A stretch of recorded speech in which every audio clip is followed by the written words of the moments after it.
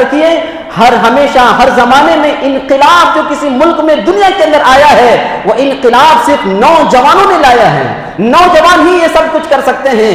ہم اپنے بچوں کو ان نوجوانوں کو اگر تیار کریں گے, یاد رکھیے اس ملک کے دونوں ایوانے منتظر ہیں ہمارے مسلمانوں کے. اس ملک کے حفاظتی نظام, عدالتی نظام, یہ پورا سسٹم, یہ پورا ڈپارٹمنٹ یہ ہمارے نوجوانوں کا انتظار کر رہا ہے. اگر وہ محنت کریں گے, جیسا مقصد چاہے, جیسا خواب دیکھنا ہے, جیسا محنت کرنا ہے, ویسی اگر محنت کریں گے تو انشاءاللہ وہ دن آئے گا. آج دیکھ لو جنتر منتر پر جو پروٹیسٹ کرنے والے, احتجاج کرنے والے وہ بوڑھے لوگ نہیں تھے. ایسی ظالم حکومت کہ جس کا قبضہ ملک کے ایک ایک سسٹم پر ہو گیا ہو, ایسی ظالم حکومت کو کنہوں نے جھکا دیا, کنہوں نے گھٹنے پر لایا ہے؟ یہ وہ سب کے سب نوجوان تھے. ٹھان لیا تھا. کئی نوجوانوں کے تعلق سے میں نے یہ دیکھا, جو نوجوان انٹرویو دے رہے تھے کہ ہم نے رات بھر جاگا ہے, آنکھیں ہماری لال ہو چکی ہیں, نیند سے ہمارا بدن پورا کا پورا کمزور ہو چکا ہے, اور پھر بھی وہ پروٹیسٹ کے لیے جا رہے ہیں, مقصد کو پورا کرنے کے لیے جا رہے ہیں. مقصد جیسا ہوگا اللہ کامیابی ویسے دیں گے. الحمدللہ نحمده ونستعینه ونستغفره ونؤمن به ونتوکل علیہ ونعوذ باللہ من شرور انفسنا ومن سیئات اعمالنا ونعوذ باللہ من شرور انفسنا ومن سیئات اعمالنا من يهد الله فلا مضل له ومن يضلله فلا هادي له ونشهد أن لا إله إلا الله وحده لا شريك له ونشهد أن سيدنا ونبينا وحبيبنا وشفيعنا ومولانا محمدا عبده ورسوله أما بعد فأعوذ بالله من الشيطان الرجيم بسم الله الرحمن الرحيم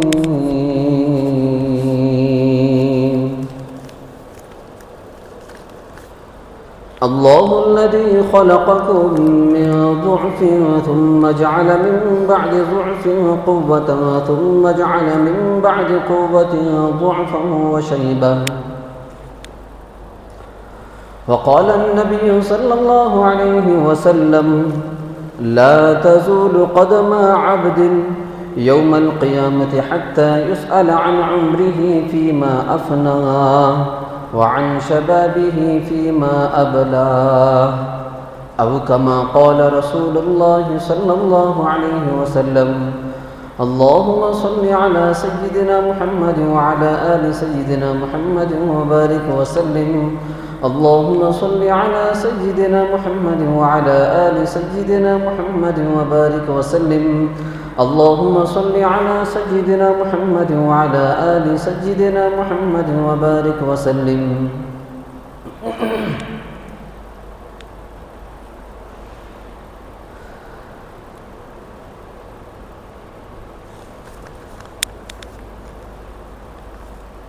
عقابی روح جب بیدار ہوتی ہے جوانوں میں, عقابی روح جب بیدار ہوتی ہے جوانوں میں, نظر آتی ہے ان کو اپنی منزل آسمانوں میں. محترم حاضرین کرام, بزرگان دین, نوجوانان اسلام, گلشن نعمانی کے شگفتہ پھولوں اور پردہ نشین امت کے مائیں, بہنیں, بیٹیاں, آج کے جمعہ کے موقع پر قرآن کریم کے آیات اور احادیث مبارکہ کی روشنی میں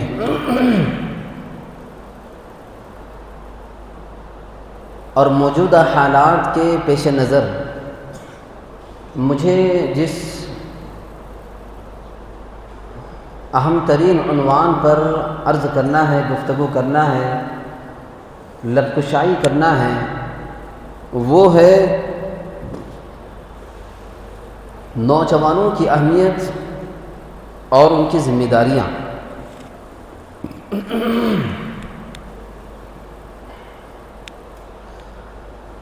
آج اس عنوان کی اس وجہ سے سب سے زیادہ ضرورت محسوس ہوئی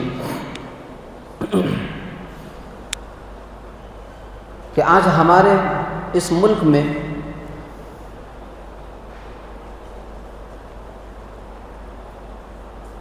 جو فسطائی طاقتیں، فرقہ پرست طاقتیں اقتدار پذیر ہیں، برسر اقتدار ہیں، برسر اقتدار حکومت جو ظالمانہ رویہ مظلوموں کے ساتھ، ناانصافی کا رویہ مظلوموں کے ساتھ کر رہی ہے، آج ان تمام ظالم حکمرانوں پر، اس ظالم حکومت پر ایک نوجوانوں کی تعداد، ایک نوجوانوں کی جماعت ایک طرح سے ان پر غالب نظر آ رہی ہے، غالب ہوتی ہوئی محسوس ہو رہی ہے۔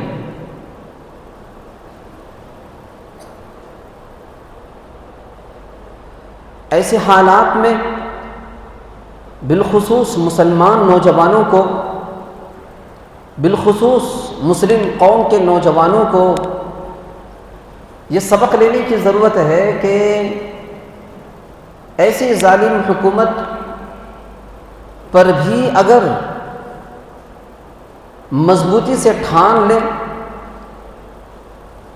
بلند حوصلہ جما لیں اور بلند عزائم اپنے بنا لیں، تو یہ ظالم حکمرانی کو اور حکومت کو بھی جھکا سکتے ہیں، ان کے گھٹنوں کو زمین پر لا سکتے ہیں۔ بزرگان محترم، قرآن مجید میں اللہ جل جلالہ عما نوالہ نے ارشاد فرمایا،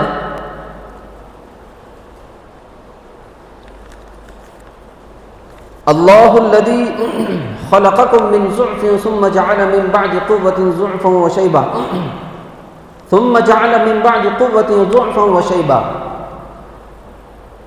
اللہ جل جلالہ عما نوالہ ارشاد فرماتے ہیں کہ ہر انسان اپنی پوری زندگی میں 3 مرحلوں سے گزرتا ہے۔ ایک مرحلہ اس کا بچپنا کا ہوتا ہے، اللہ تعالیٰ نے اس بچپنا کے اس مرحلے کو کمزوری سے تعبیر کیا۔ اللہ الذی خلقکم من ضعف، تمہیں کمزوری سے پیدا کیا ہے، ثم جعل من بعد ضعف قوة، پھر اس کمزوری سے نکال کر تمہیں طاقت اور قوت بخشی، تمہیں مضبوط بنایا۔ یعنی دوسرا مرحلہ، پہلے مرحلے کے بعد، فرسٹ سٹیپ کے بعد جب سیکنڈ سٹیپ آیا تو وہ مرحلہ تمہاری جوانی کا ہے، نوعمری کا ہے، نوجوانی کا ہے، طاقت اور قوت کا ہے، اور یہ نوجوانی اللہ تعالیٰ نے تم کو دیا ہے۔ پھر تیسرا مرحلہ، ثم جعل من بعد قوة ضعفا وشیبا، پھر یہ نوجوانی، نوعمری حاصل ہونے کے بعد جب اس کا وقت ختم ہو گیا، یہ ختم ہونے کے بعد پھر سے تمہارے اندر کمزوری آ گئی ہے اور وہ ہے بڑھاپا۔ تو 3 مرحلے ہو گئے، تیسرا مرحلہ جب بڑھاپے کا آ گیا تو اس کے بعد چوتھا مرحلہ نہیں ہے، چوتھا مرحلہ ڈائریکٹ مرنے کے بعد کی زندگی ہے، آدمی سیدھا قبرستان جائے گا، چوتھا مرحلہ سے پار نہیں ہوگا۔ تو اللہ تعالیٰ نے ان تینوں مرحلوں میں سے دوسرے مرحلے کو قوت اور مضبوطی اور طاقت سے تعبیر کیا ہے، اور پوری دنیا طاقت اور قوت ہی کو دیکھتی ہے۔ آپ جس ڈپارٹمنٹ میں جائیے، جس کمپنی میں جائیے، جس فیکٹری میں جائیے، انٹرویو دیجئے، وہ بوڑھے لوگوں کی انٹرویو نہیں لیتا۔ آرمی میں جائیے، وہاں بوڑھے لوگوں کا ایڈمیشن نہیں ہوتا، وہاں بوڑھے لوگوں کی بھرتی نہیں ہوتی۔ عدالتی نظام میں جائیے، حفاظتی نظام میں جائیے، وہاں بھی بوڑھے لوگوں کی بھرتی نہیں ہوتی بلکہ وہاں نوجوانوں کی بھرتی ہوتی ہے۔ سب کے سب نوجوانی کی طاقت اور قوتی کے انتظار میں ہیں کہ یہ نوجوانی، اسی نوجوانی کے اندر یہ بہت کچھ کر سکتا ہے، اسی نوجوانی کے ذریعے سے ہمارے آرمی میں جوائن ہو کر ملک کی حفاظت کر سکتا ہے، اسی نوجوانی کے عالم میں عدالتی نظام میں جوائن ہو کر اس کو بھی مضبوط کر سکتا ہے، کمپنی میں جوائن ہو کر کمپنی کو مضبوط بنا سکتا ہے، فیکٹری میں جوائن ہو کر فیکٹری کو ترقی دے سکتا ہے۔ اسی لیے نوجوانوں کی بھرتی ہوتی ہے، بوڑھوں کی بھرتی نہیں ہوتی۔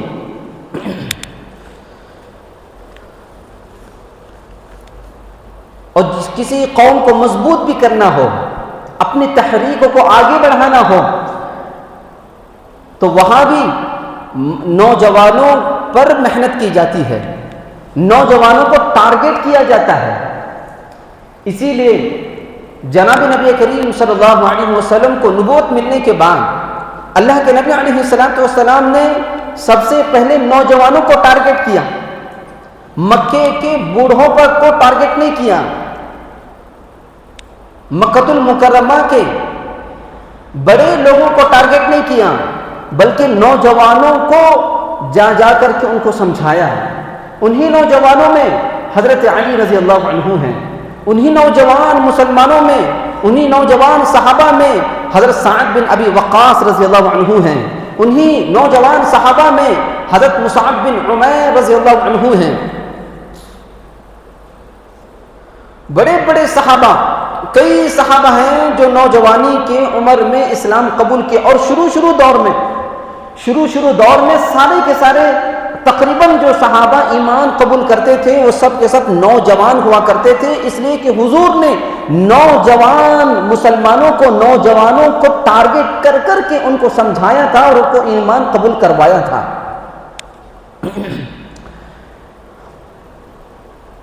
کیونکہ نوجوانوں پر جب محنت ہوتی ہے، ان پر ان کی جب تربیت ہوتی ہے، ان پر جب خرچ کیا جاتا ہے تو ان سے ترقی ملتی ہے، ان سے سدھار آتا ہے، ان سے بلندی ملتی ہے، انہی سے سرخروئی ملتی ہے، انہی سے فتوحات حاصل ہوتی ہے، انہی سے ترقیاں ملتی ہیں، انہی سے کامیابیاں ملتی ہیں۔ اور نوجوانوں کے اندر محنت کرنے سے سدھار بھی جلدی آتا ہے، اور جب محنت کرنا ان پر چھوڑ دیں گے تو ان کے اندر بگاڑ بھی جلدی آتا ہے۔ محنت آپ بہت اچھی طرح کریں گے، وہ بہت بن کر نکھر جائیں گے، سنور جائیں گے، اور آگے چل کر بہت بڑا کام اور انقلاب کا ذریعہ بنیں گے۔ اور اگر ان پر محنت نہیں کریں گے، بگاڑ ان کے اندر آ جائے گا، اور اتنا بگاڑ آ جائے گا کہ قوم کی بدنامی کا ذریعہ بن سکتے ہیں، دیش کی بدنامی کا، ملک کی، وطن کی بدنامی کا ذریعہ بن سکتے ہیں۔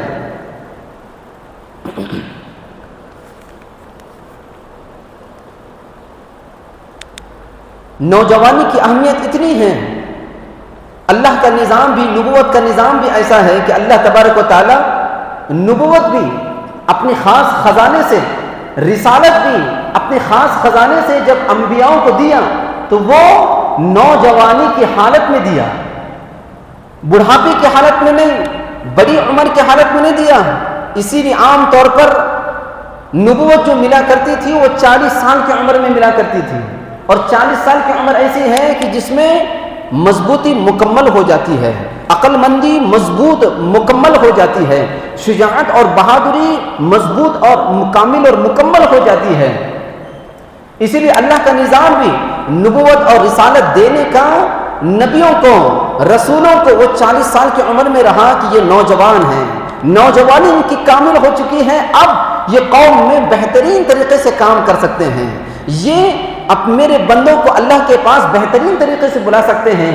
ان کے اندر سمجھداری ہوگی، ان کے اندر عقل مندی ہوگی، ان کے اندر نرم اور ان کے اندر مضبوطی بھی ہوگی، ان کے اندر طاقت و قوت بھی ہوگی اور بہادری بھی ہوگی، اور صبر کرنے کا مادہ بھی ان کے اندر ہوگا، محنت اور جد و جہد کرنے کا مادہ بھی، مشقتیں اٹھانے کا، مصیبتیں جھیلنے کا مادہ بھی ان کے اندر ہوگا۔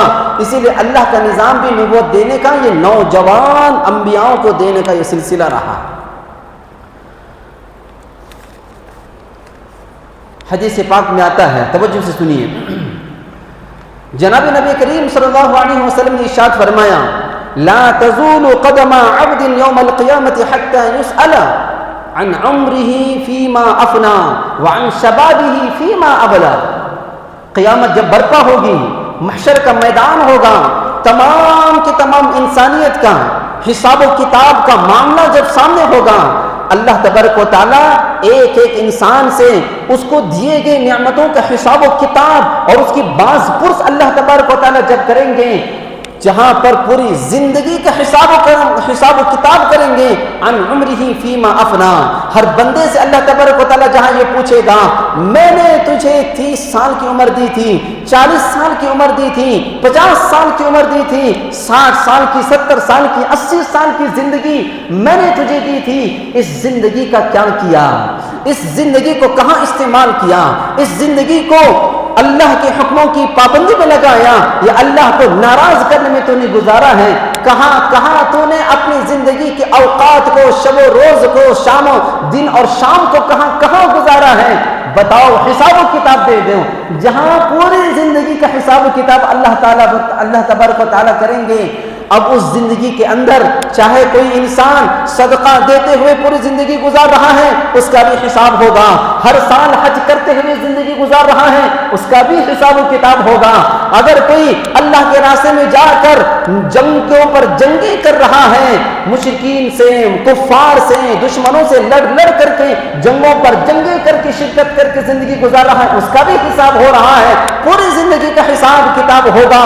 کسی نے پوری مدرسے کے اندر اپنی زندگی گزار دی، کسی نے اللہ کے راستے میں پوری زندگی گزار دی ہے، پوری زندگی کا حساب ہوگا. کسی نے اللہ کو ناراض کرنے میں پوری زندگی گزارا ہے، شراب نوشی میں، عیاشی میں، عیش و عشرت میں اور اللہ کو ناراض کرنے میں زندگی گزارا ہے، تمام کے تمام کا حساب ہوگا.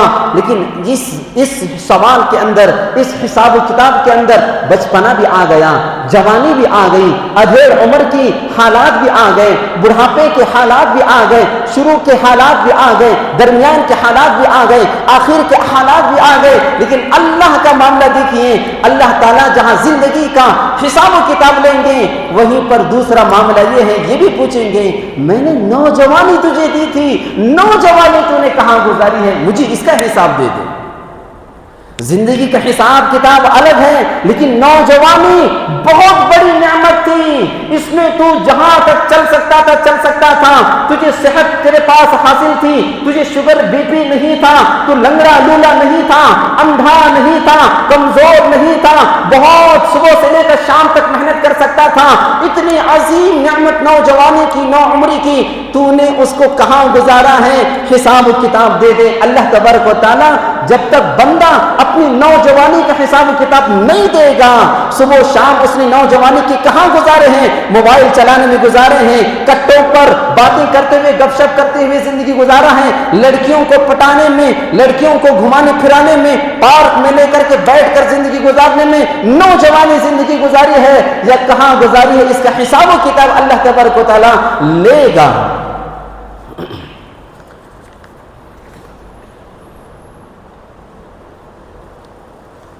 بزرگان محترم، نوجوانی، نو عمری، یہی وہ عمر ہے کہ جس عمر میں بندہ، انسان، مسلمان اسی عمر کے اندر اپنے آپ کو بنا بھی سکتا ہے، اپنے آپ کو بگاڑ بھی سکتا ہے.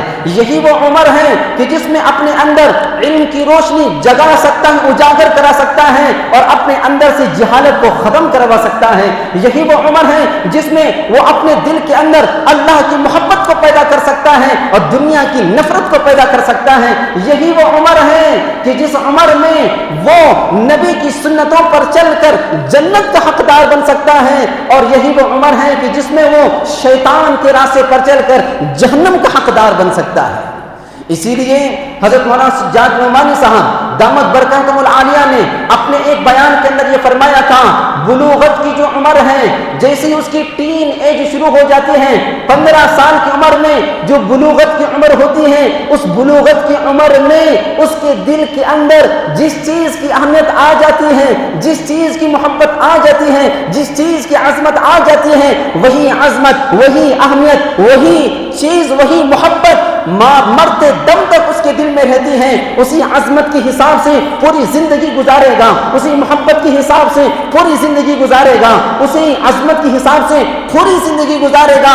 بلوغت کی عمر میں اگر ان کے ماں باپ نے اپنے نوجوان بچوں کے دلوں کے اندر اللہ کی محبت کو اگر اس نے جگایا ہے، بلند حوصلوں کو اگر ان ماں باپ نے اس کے دل کے اندر اگر جگایا ہے، اور عظمت اللہ کی عظمت کو، نبی کی محبت کو، قرآن سے عشق کا اگر اس کے اندر دل کے اندر پیدا کیا ہے، تو پھر مرتے دم تک وہ مسلمان نوجوان اسی محبت کے حساب سے زندگی گزارے گا، اسی عشق رسول کے حساب سے زندگی گزارے گا، اسی عظمت خداوندی کے ساتھ وہ زندگی گزارے گا۔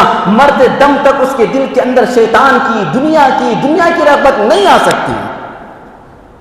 وہی وہ خاص عمر ہوتی ہے۔ اسی لیے ماں باپ کی ذمہ داری ہے کہ وہ نوجوان تک، شادی کی عمر تک اس کی مکمل تربیت کرے، ہر چیز سے، اسے برائیوں سے، اس کی بدیوں سے، نافرمانیوں سے، اللہ کے راستے سے بھٹکنے والی چیزوں سے، گمراہیوں سے اسے محفوظ کریں۔ یہ ماں باپ کی ذمہ داری ہوتی ہے۔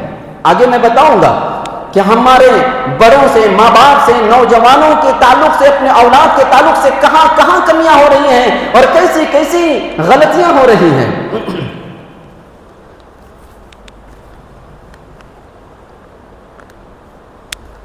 حضرت عبداللہ بن عمر رضی اللہ عنہ فرماتے ہیں کہ ایک مرتبہ میں جا رہا تھا، حضور سے ملاقات ہوئی،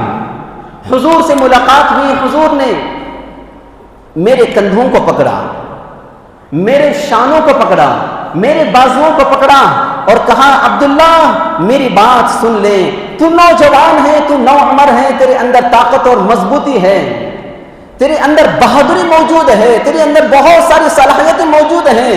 حضرت عبداللہ بن عمر رضی اللہ عنہ کے کندھوں کو پکڑ کر کے اللہ کے نبی علیہ السلام نے واہ کیا ارشاد فرمایا، کیا جملہ، ایک نوجوان آدمی کو، ایک نوجوان مسلمانوں کو کیا بہترین نصیحت فرمائی۔ اللہ کے نبی علیہ السلام نے ارشاد فرمایا، اے عبداللہ کن فی الدنیا کأنک غریب او عابر سبیل، دنیا کے اندر تو نوجوان ہے، زندگی گزار رہا ہے، دنیا کے اندر زندگی گزار رہا ہے تو ایسی زندگی گزار جیسا کہ ایک اسٹرینجر زندگی گزارتا ہے، اجنبی زندگی گزارتا ہے، مسافر زندگی گزارتا ہے۔ گویا کہ حضرت عبداللہ بن عمر یہ فرماتے ہیں، اللہ کے نبی علیہ السلام نے یہ جملہ کہہ کر میرے دل کے اندر یہ عظمت کو پیدا کر دیا اور یہ احساس کو پیدا کر دیا کہ کہیں میں اپنی نوجوانی کو اللہ کے نافرمانے میں نہ گزاروں، دنیا کمانے میں نہ گزاروں، اللہ کو ناراض کرنے میں نہ گزاروں، اور دنیا کو حاصل کرنے میں نہ گزاروں، شیطان کے راستے میں کہیں نہ گزاروں، اور لڑکیوں کے پیچھے لگتے ہوئے اور پارکوں میں گھومتے ہوئے اور جہاں پر اللہ کی ناراضگی اترتی ہے ایسے علاقوں کے اندر شراب نوشی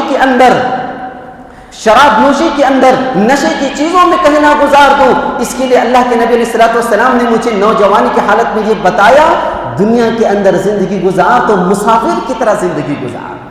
آج ہمارا نوجوان کہاں کہاں زندگی گزار رہا ہے؟ مسافر کی طرح زندگی گزار رہا ہے یا پردیسی کی طرح زندگی گزار رہا ہے؟ کہاں کہاں اس کی زندگی گزرتی ہے؟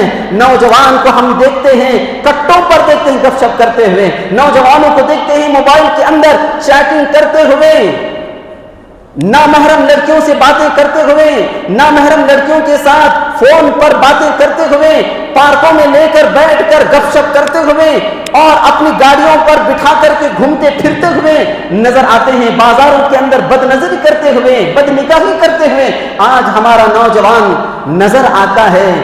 کہاں کہاں وہ غلط کام کر رہا ہے، حالانکہ نوجوان کو زندگی ایسی گزارنا تھا کہ مسافر کی طرح زندگی گزارنا چاہیے تھا۔ جناب نبی کریم صلی اللہ علیہ وسلم نے ایک جگہ ارشاد فرمایا،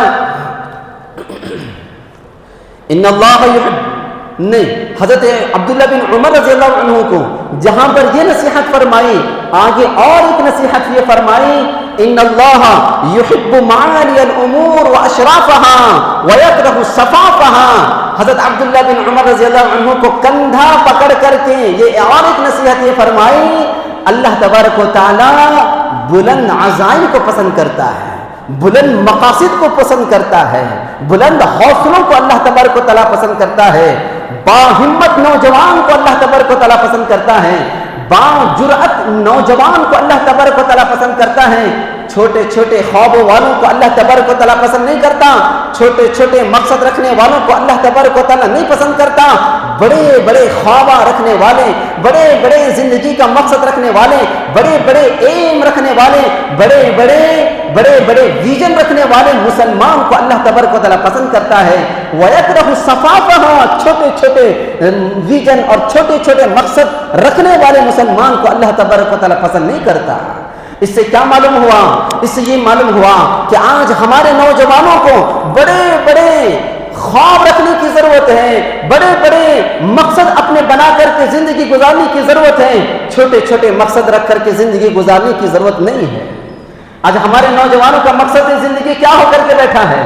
کماؤں گا، پڑھوں گا، کالج جاؤں گا، انجینئرنگ پڑھوں گا، یا ڈاکٹری کروں گا، یا BA کروں گا، BEd کروں گا اور کسی کمپنی میں نوکری کروں گا، کماؤں گا، پیسے آئیں گے، فلیٹ خریدوں گا یا آدھے ایکڑ کی زمین خریدوں گا، بنگلہ بناؤں گا، اس میں اچھے اچھے کمرے بناؤں گا، بالکنی بناؤں گا، سوئمنگ پول بناؤں گا، گھر کے سامنے گارڈن بناؤں گا، گارڈن بہترین پھولوں سے سجا ہوا ہوگا اور اس میں قیمتی چیئر رکھی ہوئی ہوگی اور اس قیمتی چیئر پر بیٹھ کر میں بہترین صبح کے 7-8 بجے بہترین گرم گرم کافی پیتا ہوا رہوں گا، ہاتھ میں نیوز پیپر رہے گا اور ملک کی سیاست پر میں تبصرہ کرتا رہوں گا۔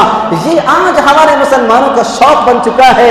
بڑے بڑے کار میرے پاس ہوگی، قیمتی قیمتی کپڑے میرے پاس ہوں گے، یہ شوق لے کر کے آج مسلمان ہمارا چل رہا ہے۔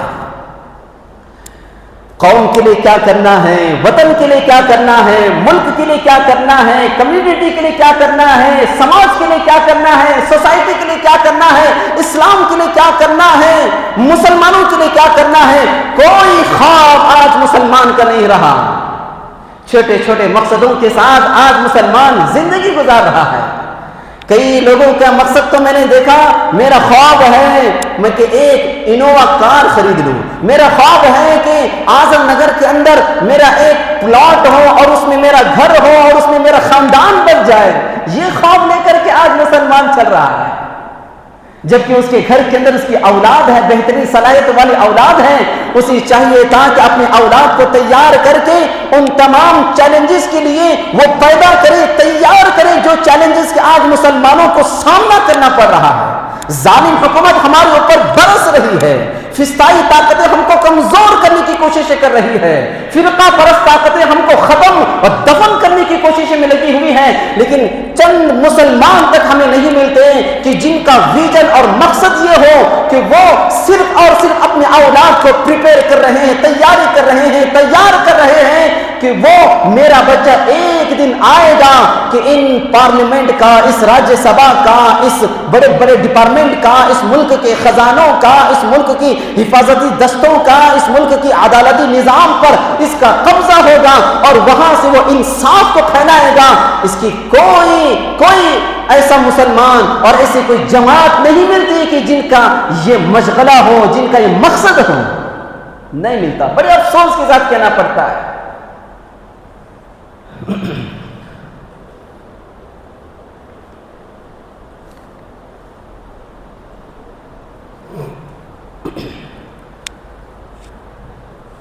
علامہ اقبال رحمہ اللہ علیہ نوجوانوں کے تعلق سے کیا کہا تھا، غور سے سنیے۔ فرماتے ہیں عقابی روح جب بیدار ہوتی ہے جوانوں میں، عقابی روح جب بیدار ہوتی ہے جوانوں میں، نظر آتی ہے ان کو اپنی منزل آسمانوں میں۔ آج ہمارے نوجوانوں کے اندر عقابی روح نہیں ہے، ہم نے ان کے اندر وہ جگایا ہی نہیں۔ ہمارے گھروں کے اندر جو مذاکرات ہوتے ہیں، ماں باپ جو مذاکرات کرتے ہیں، وہ صرف گھر بنانے کے، پلاٹ خریدنے کے، گاڑی خریدنے کے، یہی صرف ہمارے مذاکرے ہوتے ہیں۔ اعظم نگر میں ہمارا پلاٹ ہو، اس اپارٹمنٹ کے اندر ہمارا فلیٹ ہو، بس یہی ہمارے مذاکرے ہوتے ہیں۔ ہمارے مذاکرے ہمارے بچوں کے سامنے، ہمارے اولاد کے سامنے بڑے بڑے عزائم کے کبھی نہیں ہوتے کہ دیکھو دیش ہمارا کہاں جا رہا ہے، مسلمان قوم کے ساتھ میں کیا ہو رہا ہے، یہاں کے خزانوں کے ساتھ میں کیا ہو رہا ہے، یہاں کے رہواسیوں کے ساتھ میں کیا ہو رہا ہے، یہاں کی بنیادوں کے ساتھ میں کیا ہو رہا ہے۔ کوئی ہمارا تذکرہ نہیں ہوتا. بچے میرا خواب تھا, میں یہاں تک پہنچ کے دکھایا ہوں. میرے بچے, میرے لاڈلے, تجھے اس خواب کو پورا کرنا ہوگا, تجھے وہاں تک پہنچنا ہوگا جہاں تک میں پہنچتا تھا. ایسا کوئی خواب اور ایسا کوئی مذاکرہ ہمارے سامنے نہیں نظر آتا. ہمارے اسی ملک کے اندر کئی شخصیتیں گزر چکی ہیں. اے پی جے عبد الکلام کا نام سب نے سنا ہوگا.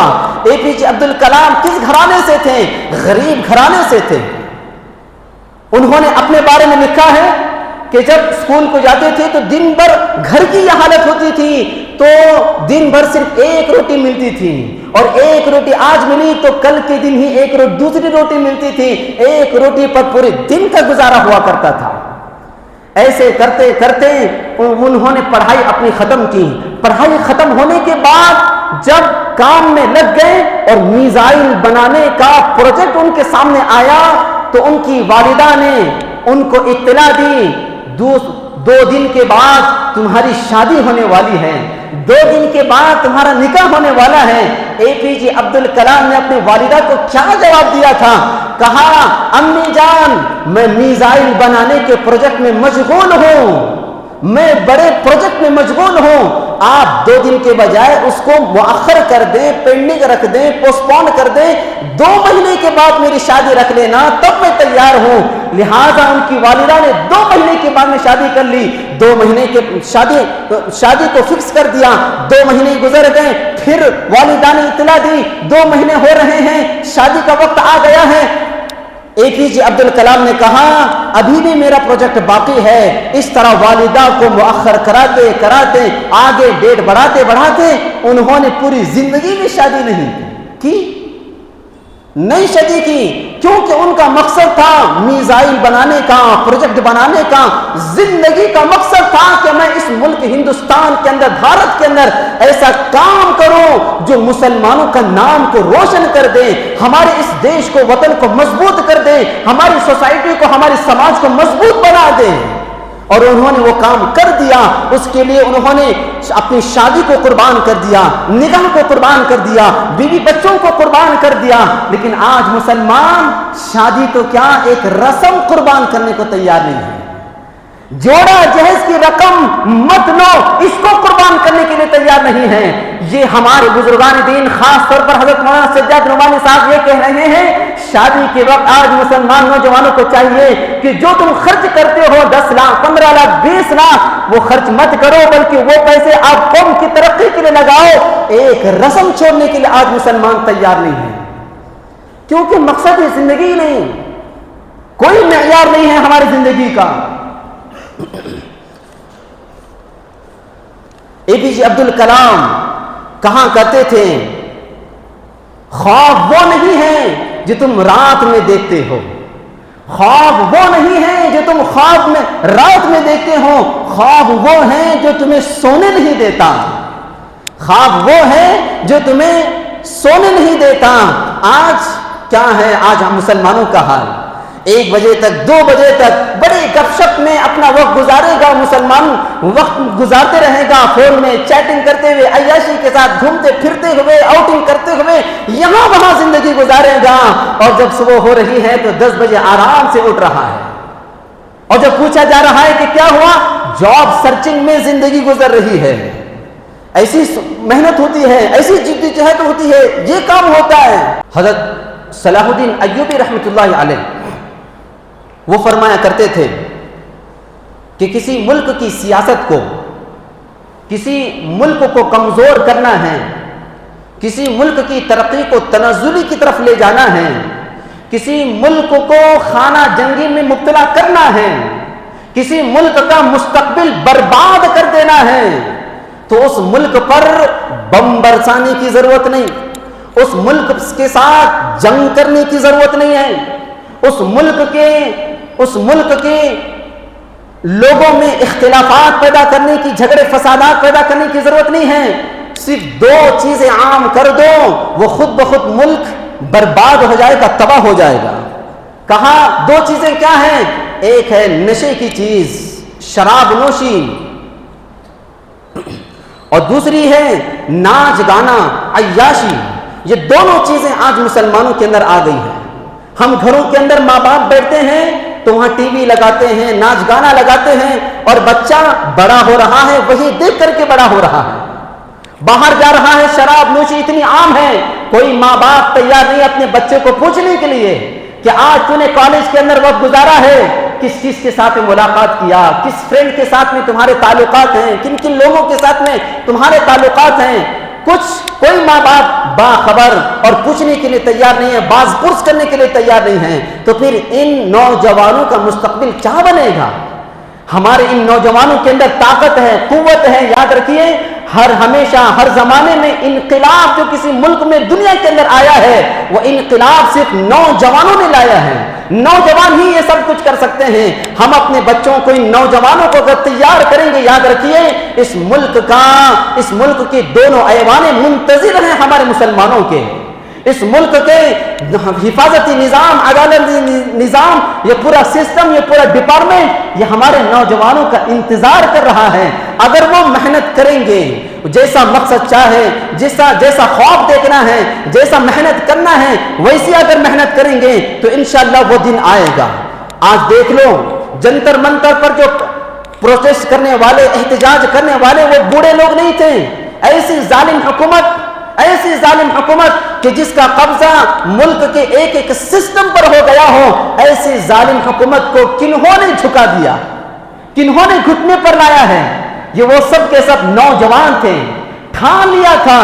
کئی نوجوانوں کے تعلق سے میں نے یہ دیکھا، جو نوجوان انٹرویو دے رہے تھے کہ ہم نے رات بھر جاگا ہے، آنکھیں ہماری لال ہو چکی ہیں، نیند سے ہمارا بدن پورا کا پورا کمزور ہو چکا ہے، اور پھر بھی وہ پروٹیسٹ کے لیے جا رہے ہیں، مقصد کو پورا کرنے کے لیے جا رہے ہیں۔ مقصد جیسا ہوگا اللہ کامیابی ویسے دیں گے۔ ہٹنا پڑے گا، ہم کو دھرنا پڑے گا، ہم کو مضبوط ہونا پڑے گا۔ جہاں نوجوانوں کو بھی مضبوط ہونا ہے، اپنے مقصد کو مضبوط بنانا ہے، وہیں پر ماں باپ کو بھی اپنے بچوں کو تیار کرنے کے لیے وہ تمام کی تمام کمیوں کو، کوتاہیوں کو دور کرنا پڑے گا، اور نوجوانوں کو سامنے رکھ کر ان کا ٹارگٹ اور مقصد پورا کرنا ہوگا۔ اللہ سے دعا ہے اللہ تبارک و تعالی ہم تمام کو عمل کرنے کی توفیق عطا فرمائے۔ آمین۔ وآخر دعوانا ان الحمد للہ رب العالمین۔